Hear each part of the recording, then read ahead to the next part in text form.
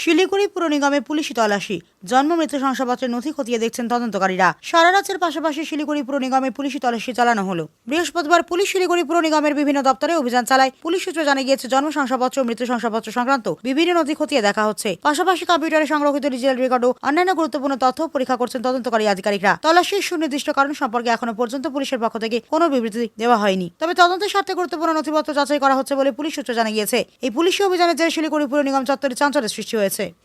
Primarily আমরা বুঝতে পেরেছি যে 1949 থেকে চালু করে আজ পর্যন্ত বা 2022 পর্যন্ত যেগুলো নথি ক্রস ভেরিফিকেশন করা হবে, নির্দিষ্ট সেভাবে জানা যায়নি, কিন্তু রাজ্য সরকার যে নির্দেশ দিয়েছে ইতিমধ্যে সমস্ত নথি তারা নিয়ে গেছেন। নিয়ে গিয়ে তারা দেখবেন, এটা ক্রস ভেরিফিকেশনই কাজ চলবে। যেহেতু এসআইয়ের সময় অনেক জাল সার্টিফিকেট ধরা পড়েছিল, সেই বিষয় নিয়ে কিন্তু আজকে তারা এখানে আসছেন। সে পরবর্তী আগামী দিনে আমরা জানতে পারবো কীভাবে চেকিং হচ্ছে, কীভাবে প্রসিডিওর চলছে, এসওপি কীভাবে তৈরি হয়েছে। আজকে যতটা জানা যাচ্ছে যে 1949 থেকে চালু করে আজ পর্যন্ত সমস্ত নথি কিন্তু সিজ করা হয়েছে এবং সেগুলো ভেরিফিকেশন হবে।